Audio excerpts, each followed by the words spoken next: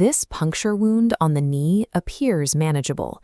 In the high-pressure environment of an emergency department, a small laceration like this can easily be mistaken for a minor injury. High-energy impacts are deceptive. The force required to snap a human bone radiates outward into the limb, crushing internal structures while the skin remains intact. Beneath the surface, the tissue is often devitalized. The muscle's cellular architecture is destroyed, and the periosteum, the critical membrane supplying blood to the bone, is violently stripped away. Trauma surgeons define an open fracture as a soft tissue injury where a skeletal break has occurred. The first decisions matter. Every subsequent step in the patient's recovery depends on correctly assessing what remains hidden.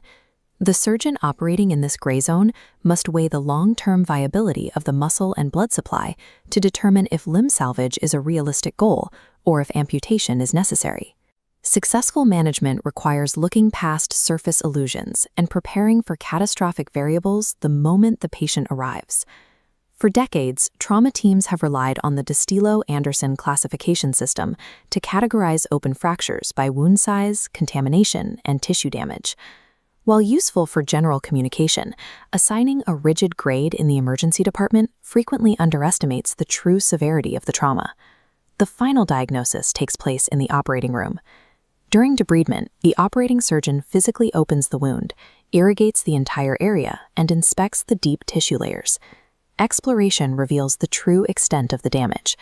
The initial assessment is often upgraded as the surgeon discovers muscle comminution and compromised vascular structures that were invisible at the bedside. Factors like bone loss and foreign contamination require the surgeon to adapt their reconstructive strategy in real time.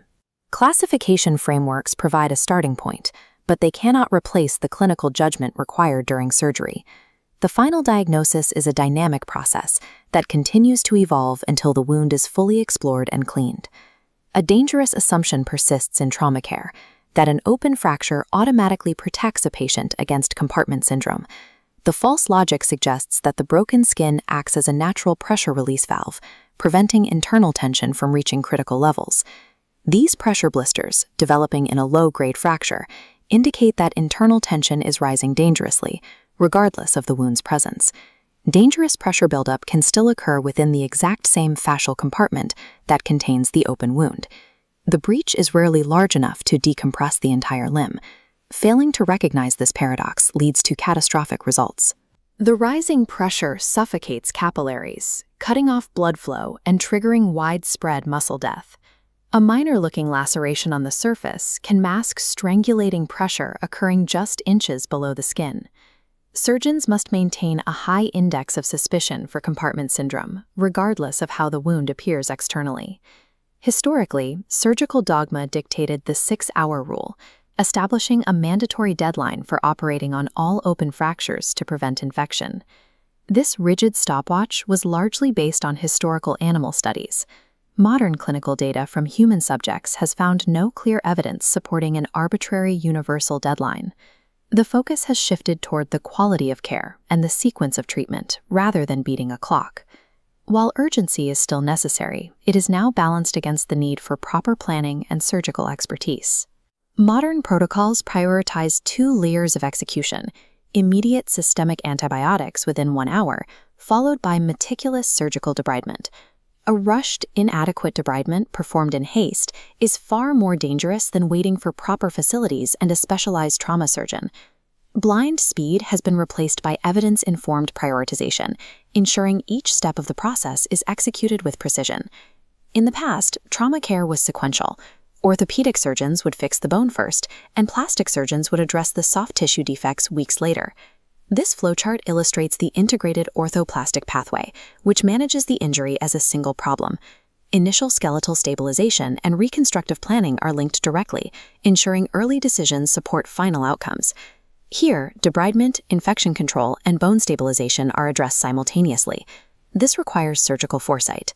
Placing an external fixator pin through a specific area of muscle on day 1 can inadvertently destroy the tissue needed for a rotational flap later. Anticipating the final coverage options dictates the design of the first provisional constructs built in the operating room. Today, bone fixation and soft tissue coverage are now treated as intrinsically linked components of a master reconstructive strategy. A successful initial surgery does not guarantee a positive long-term outcome. Managing a severe open fracture is a staged campaign, often requiring repeat washouts, antibiotic spacers, and complex bone grafting. This framework maps the variables determining limb survival. Injury factors are uncontrollable elements, like vascular damage and contamination. Treatment factors are within the surgeon's control, encompassing debridement quality and fixation stability. Host and system factors, like smoking, diabetes, or resource limitations, can derail a perfect surgery. Biological healing requires the successful integration of all three domains throughout the entire pathway of care. The ultimate objective of trauma surgery is the restoration of movement and load-bearing capacity. The future of trauma care lies in integrating timing, biology, and reconstruction flawlessly from the very first critical decision.